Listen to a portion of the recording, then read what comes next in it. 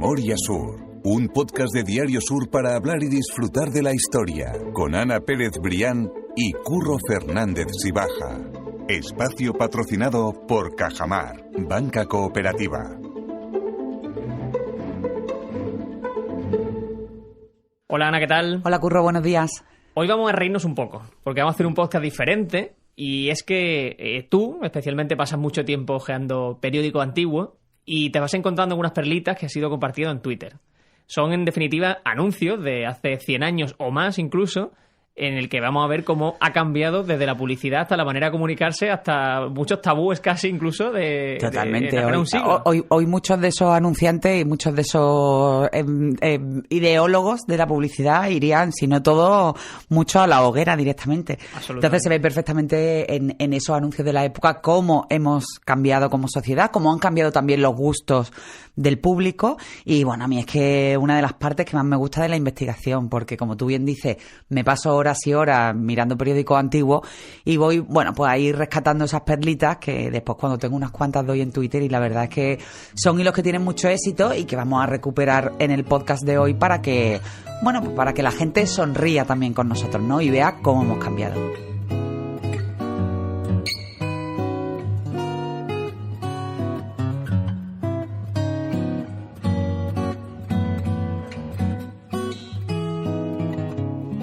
Vamos a tirar eso de Twitter, porque tú estos hilos ya lo has compartido en esa red social, pero lo que vamos a acercarlo es al podcast para que la gente vea cómo ha cambiado esa publicidad y también para que vea qué tipo de cosas se anunciaban, porque no pensemos que es solamente publicidad de producto como tal para la venta, sino que vamos a encontrarnos, en el caso del primer ejemplo, con anuncios algunos delirantes. Mira, en un periódico de 1907, que además estuve consultando con motivo de la historia que publiqué de la RIA, que fue en ese año, bueno, pues vi un montón de periódicos, ¿no? Y entonces ahí me encontré una serie de anuncios que, como tú bien dices, los anuncios por palabras, que ahora ya no son necesarios y ya en la mayoría de los periódicos ya han muerto. Pero antiguamente la manera de ponerse en contacto unos con otros, de anunciarte, de solicitar alguna ayuda o de contratar algún servicio era a través de la prensa y era a través de los anuncios por palabra.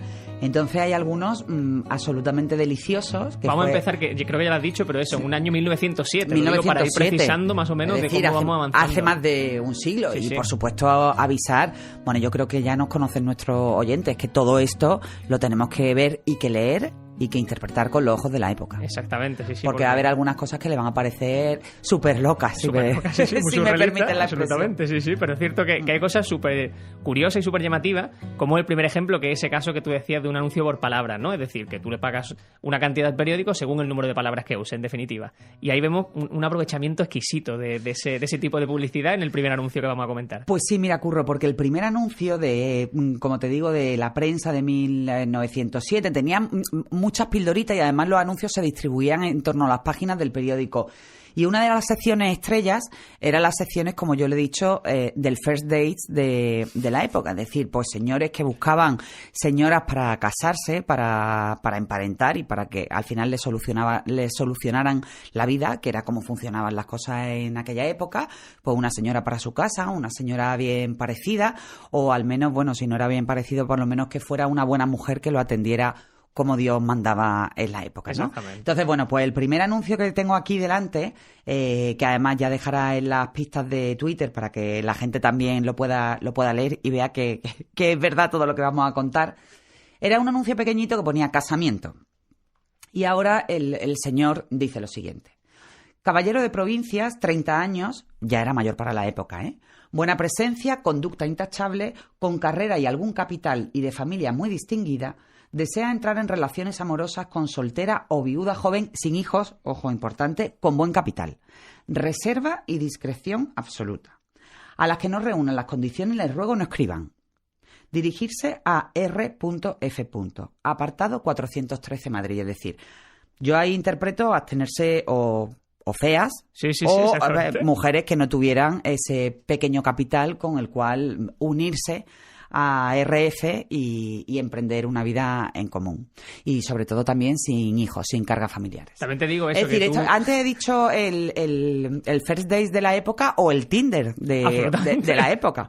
Antes que no había redes sociales y bueno, en Málaga, por ejemplo, había un lugar, lo hemos contado en algún podcast, que se llamaba la Alameda de los Tristes, que hoy la Alameda de Colón, y se llamaba la Alameda de los Tristes. Hay muchas teorías, ¿no? Pero una de las que yo más me fío, porque era además lo que me contaba Maripepa Lara, era que se llamaba así porque ahí iban a pasear, bueno, pues los viudos y las viudas de la época, por eso se llamaba la Alameda de los Tristes, y bueno, pues de allí surgieron muchas parejas de ese paseíto cotidiano por la calle. Se dejaban ver, pues, señores bien parecidos y señoras bien parecidas que encontraban esa segunda o tercera oportunidad gracias al paseo por la Alameda de los Tristes, al paseo por la Alameda de los Tristes y a la conversación, que es una cosa que se nos ha olvidado hoy en día.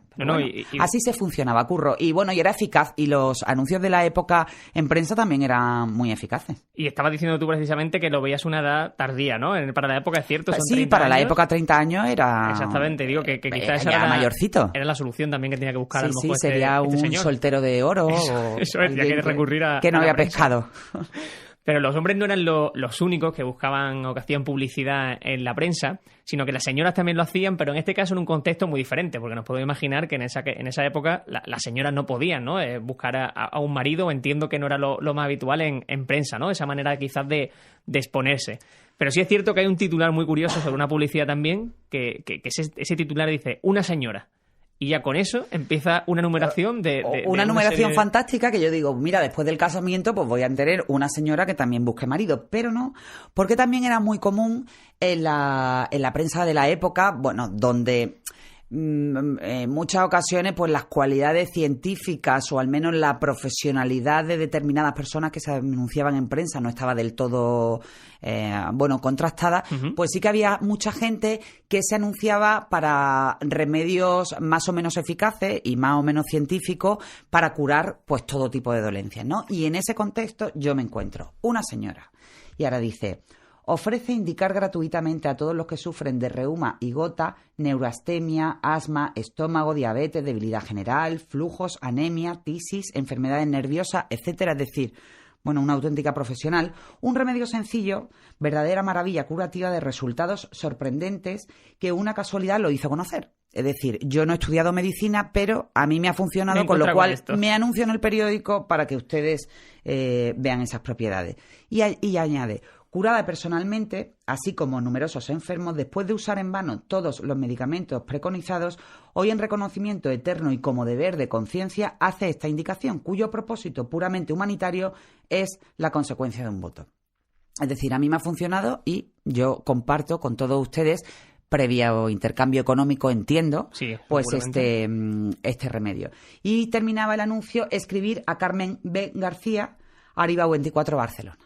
Es curiosísimo. Entonces, supongo que sería alguna especie de brebaje, pero bueno, un brebaje pues que curaba toda esa serie de enfermedades. Sí, exactamente, que tenía para cualquier tipo de enfermedad. Una barbaridad. Yo creo que ella, antes que estábamos hablando de cosas que no eran políticamente correctas, yo creo que esta señora pues no pasaría hoy el corte, ese corte, no. Además, en este caso, pues sí, afortunadamente el corte necesariamente científico. Sí, exactamente, eso es lo que te iba a decir, porque me hace gracia que te dice un poco qué te resuelve, pero no te explica nada, ni de qué nada, se trata, no te dice si son hierbas, si son jarabes, si son hierbas, si es pastillas, si son pinchazos, si es hipnosis. Es decir, a esta señora le ha funcionado y se convierte en una ONG para el resto de personas que sufran esas dolencias. Había muchos anuncios así para la época, Curro, muchos. Sí, lo que pasa es que yo cogí este porque me llamó mucho la atención. Sí, vamos a ver lo que esa parte científica y medicinal es algo que vamos a encontrarnos muchas veces en la publicidad de la época y que es bastante interesante.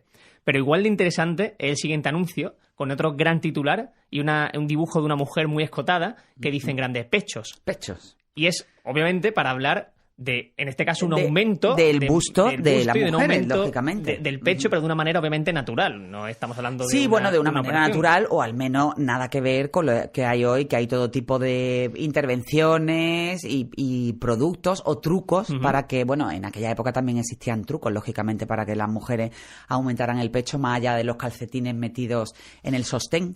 Pero bueno, aquí hay un anuncio que el reclamo es así como más grandecito, pechos.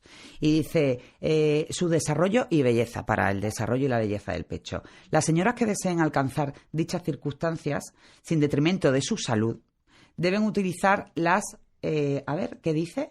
Que se me ha ido aquí, las píldoras circasianas del doctor Feldbrunn. Gran éxito en Alemania.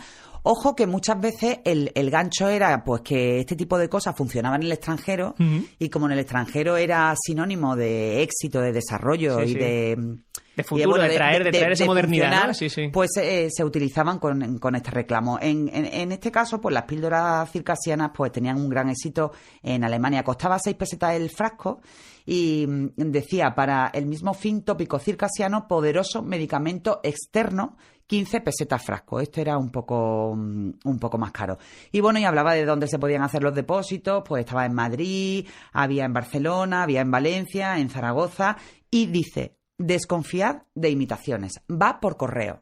Es decir, por el Amazon de la época. Exactamente, el Amazon de la época que te lo llevaba a casa. A mí me gusta mucho que, claro, te viene en el titular ese pechos, pero luego como que le da un poco de reparo en el texto explicar que en definitiva era para un aumento de pecho. Totalmente. Yo creo ahí con la ilustración y el enganche de pechos ya era suficiente. Porque luego te dice lo de que deseen alcanzar dichas circunstancias y lo pone todo junto, además, esas dos palabras. Dichas circunstancias. Es bastante curioso en esa publicidad.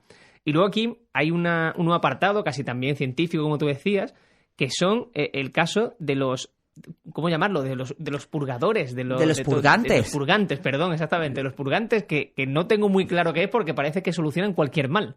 Bueno, pues yo creo que los purgantes eran esos productos que te limpiaban un poco a medio camino entre lo que hoy se podría, no sé si habrá algún médico que nos escuche y diga que es una barbaridad, pero a lo que hoy en día se podría asimilar con los laxantes, ¿no? Los purgantes pues que te limpiaban o que cumplían otra serie de beneficios para el cuerpo.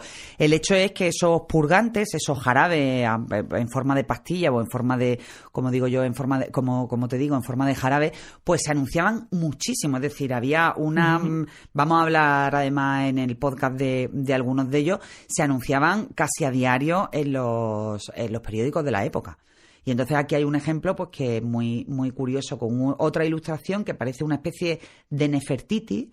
Dice, purgante ideal, el más eficaz y suave de los purgantes, y especifica, los niños y las personas de más delicado paladar lo toman con gusto. Porque eso también se tenía que especificar. Y entonces el purgen, que es el que se anunciaba en este caso, se prepara en 3 clases distintas. Para niños, cajitas de 25 pastillas de color rosa. Para adultos, cajitas de 25 pastillas de color crema. Y para enfermos en cama o las personas que necesiten fuertes dosis de purgante, cajitas de 6 pastillas de gran tamaño. Y al comprarlo se dice indicar la clase deseada, es decir, ni receta ni nada. Tú vas allí a la farmacia y pides en la cajita la rosada, la color crema o ya en situación extrema para la gente que esté en cama. Y me llama la atención lo que te decía, ese purgante que te soluciona una diarrea, que te soluciona un dolor de barriga, que te soluciona el apetito. Totalmente. O sea, era lo que cualquier cosa estomacal podía con eso. Sí, eran muchas veces, a mí recuerdo que me contaban en mi casa, vaya, no tenía mucho que ver, pero que te daban el aceite ese de hígado, no sé qué, para abrirte el apetito en los niños, ¿no? A mí eso nunca me lo han dado porque no he tenido problemas de apetito, al contrario.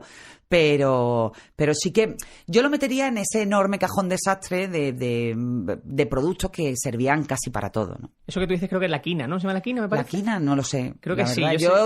Yo siempre he escuchado el aceite de hígado, que me parece una cosa un poco... Creo que es eso, sino que nos lo digan también en Twitter o en los comentarios del podcast que será interesante. Bueno, y después aquí añadía otro anuncio que estaba debajo, que es absolutamente delicioso, que aparece un señor y una señora, bueno, pues bastante entrados en carne, como se dice aquí, y entonces decía el anuncio, para enflaquecer sin perjuicio para la salud. Y aquí viene el capítulo de Dietas Milagro de la época. Era un producto que se llamaba The Mexican, del doctor Hawass, que decía absolutamente vegetal e inofensivo. Pero bueno, yo ahora te lo voy a leer y no creo que fuera muy vegetal ni muy inofensivo, porque dice, no hay que seguir ningún régimen especial, puede comerse y beberse de todo. Y dice, pero aviso, debe rechazarse toda caja de The Mexican del Dr. Hawass que no lleve en su cierre la etiqueta de garantía de legítima procedencia, en la marca comercial y firma del único concesionario exclusivo para la venta en España. Entonces, bueno, Y después abajo pone de venta en todas las buenas farmacias, droguerías y depósitos específicos de toda España. A mí me gustan mucho, ¿sabes qué? Que ahora vamos a verlo más todavía, y yo voy a invitar a la gente también a que se meta en las notas del podcast para buscar estos hilos, las ilustraciones. Sí. Las ilustraciones que acompañan a casi todas las publicidades y todos los anuncios que estamos encontrando. En este caso son dos señores gordos con sus gorros, sus vestidos anchos. Sí, pero sí, son vestidos muy... de la época, pero tú imagínate lo que tenía que ser esa cosa, si te enflaquece, como dicen ellos, y puedes comer y beber de todo. Sí, no había... Eso sería una auténtica locura. No había filtro ahí. En el siguiente anuncio vamos a ver cómo volvemos a esos problemas estomacales que parecían que en la época eran muy abundantes y muy frecuentes, porque volvemos ahora a hablar del elixir estomacal de Saiz de Carlos. Estomalix. Sí. Estomalix. Es curioso. Y a mí, por ejemplo, me llama mucha atención que utiliza el porcentaje de eficacia que tiene. Sí, bueno, estaba un poquito más contrastado porque además, bueno, se vende en farmacia, con lo cual entiendo, bueno, pues que tendría alguna especie de base científica. De base científica. Sí. Y entonces, bueno, pero es un anuncio que va recuadrado en negro, que pone elixir estomacal y después pone claramente cura estómago e intestinos. Y como tú dices, después se vende como algo que funciona porque dice curación segura del 98% de los enfermos del estómago o intestinos. Es decir, ¿qué sería un enfermo de estómago o intestino? Entiendo que ahí, en ese abanico de enfermedad, habría multitud de dolencias, pero en fin, sí. El 98% se curan, aunque lleven 30 años de sufrimiento. Es decir, ocurre una cosa un poquito exagerada, creo yo. Entonces, sigue.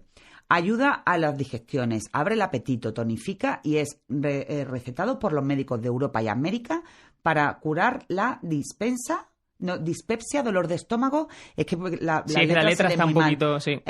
Vómitos, estreñimiento, diarreas en niños, es decir, un elixir que a la vez te cure el estreñimiento y la diarrea. Claro, pero bueno, ya está, eso ya se lo tomarían en su tiempo y no sé qué ocurriría con ellos.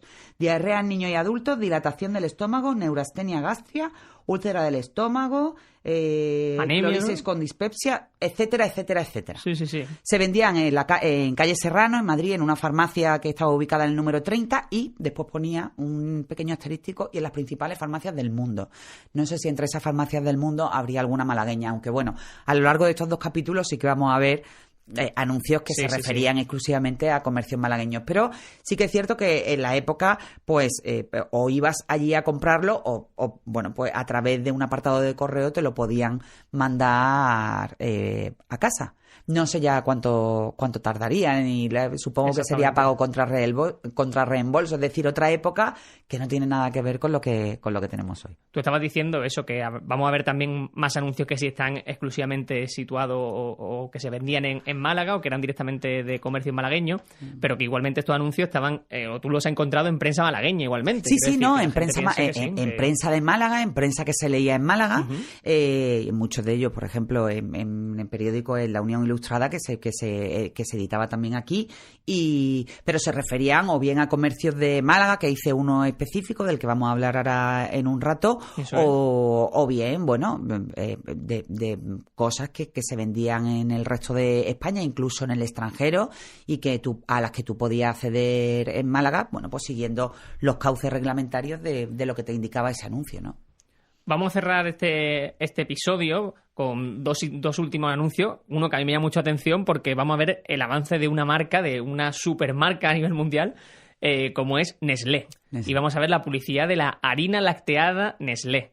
Y una pequeña apreciación que hace que me parece muy curiosa, que tú nos vas a contar ahora. Pues sí, ¿Por qué? ¿Qué te voy a contar? Lo de las personas débiles, perdón. Vale. Es que como lo ponía en el tuit pensaba que iba a tirar por ahí. Vale. Cuando quiera. Pues sí, porque el anuncio, que ya se ve con la marca Nestlé, hace referencia a esa harina lacteada, pone abajo: contiene la mejor leche de vaca para niños, personas débiles y convalecientes. Entonces, bueno, ahí asimila un poco a los niños con las personas débiles e intuyo que esa harina lacteada, de la que además yo he escuchado hablar, bueno, pues mi familia de hace un montón de años en casa, en estas conversaciones de mesa de camilla de las que tantas veces hacemos referencia, pues supongo que podría ser para todos los públicos, pero especialmente pues se hacía ese guiño a niños que necesitarían crecimiento, que necesitarían un aporte extra de nutrición, o a esas personas débiles y convalecientes que también por sus circunstancias específicas, bueno, pues necesitarán de un aporte extra. Pero me resultó curioso la publicidad de Nestlé con el nombre, incluso se puede adivinar un poco el logo tal y como lo conocemos hoy. Sí. Y bueno, eran marcas, se anunciaban muchísimas marcas que todavía tenemos hoy en día. Es interesante, la verdad. Y el último en el que nos vamos a detener, yo creo que es el que más me ha llamado a mí la atención porque es algo completamente surrealista. Y es que es un anuncio que habla de petróleo, al menos ese es el nombre del producto, como un remedio para el crecimiento del pelo, para frenar la caída del pelo. Pues sí, efectivamente. Un remedio, petróleo para el pelo, de la marca Gal, que dice: contiene en el acto la caída del pelo y fortalece su raíz, desinfecta y limpia la cabeza disolviendo la caspa, perfuma y suaviza el cabello facilitando el peinado, cura la calvicie, la pelada y demás enfermedades parasitarias del cuero cabelludo. Y añade: un certificado del Laboratorio Municipal de Madrid que acompaña a los frascos garantiza que el petróleo Gal, que supongo que sería la misma casa de las célebres, de las conocidísimas cajitas rosas de vaselina perfumada, Gal, dice, es absolutamente inofensivo y no puede inflamarse. Premiado con medallas de oro en las exposiciones de higiene de París y Londres. Desconfíese de las imitaciones. Es decir, aquí vuelve a decir que es un producto que ha estado premiado en el extranjero, con lo cual ahí tiene ya esa fama de que fuera se ha reconocido lo que se hace aquí, y se vuelve a insistir también en que se desconfíe de las imitaciones o de otras marcas que prometieran lo mismo y que no curaran pues cosas tan diferentes como la caída del pelo o la calvicie. Sí. Es decir, eso sería pues el Turquía de hace 100 años, pues se curaba con este petróleo Gal, que supongo que sería de la misma casa que la vaselina. No, yo creo que incluso amigos míos, ya con la edad que empezamos a tener, que le gustaría ese remedio o probarlo por lo menos, porque Hombre, ya la caída del pelo ahora mismo está siendo... Pues sí, lo que pasa es que ahora hay otras soluciones más eficaces, no te tienes que ir. Que por cierto, el otro día leía yo un reportaje de esas cajitas de vaselina, de las rosas, ¿sí? Y era muy curioso porque, bueno, pues se veía cómo a lo largo de los años la cajita ha ido variando levemente su apariencia su diseño, externa, ¿no? Su forma. Pero lo de dentro sigue siendo exactamente lo mismo que hace 100 años, Curro. Exactamente, pues eso es justo. ¿Quién no ha visto en su casa la cajita rosa luego. Bueno, ¿y quién no la tiene? Sí, desde luego, por eso digo que es la cajita de la vaselina Gal, que sirve para todo. Un ejemplo, como vemos, pues de buena publicidad, ¿no? Como también pasa con los bolis Big de toda la vida y con muchas otras marcas que reconocemos fácilmente y que efectivamente, y que cosas como que nuestras, afortunadamente no han cambiado y sobre todo ese aroma de la vaselina que te conecta con cuando eras pequeña, ¿no? Es muy reconocible, la verdad. Vamos a parar aquí el podcast porque hay muchos anuncios que comentar, vamos a hacerlo en 2 episodios. Y yo lo que sí quiero dejar es en las notas del podcast todos estos tweets fijados porque vienen con la imagen para que la gente lo vea y casi retar a la gente a la última imagen que compartes tú en ese hilo. Que es un pasatiempo. Es un pasatiempo, exactamente. Está en la sección variedades y vamos, echándole un vistazo rápido mientras preparaba este podcast, no me parecen unos pasatiempos fáciles, desde luego. Yo es que siempre he sido muy inútil para los pasatiempos, entonces a mí ni fácil ni difícil porque me aburren un poco. Yo del crucigrama y de la sopa de letras no salgo. Entonces, bueno, pues aquí lo dejo. Y hubo gente cuando publiqué el hilo de Twitter que me dio la solución o que aportaba la solución. Entonces, bueno, tenemos aquí una cosa que se llama rombo, porque hacía un tal Rodríguez. Otro pasatiempo que se llama la charada muda, el tercio silábico, el logogrifo numérico, que es algo así como una especie de sudoku. Y bueno, después pues se anunciaban las soluciones del día anterior y se publicaban una especie de charadas rápidas que eran como unos versillos que hacía un señor que se llamaba Francisco P. Jordán, y ya te digo que lo dejamos ahí.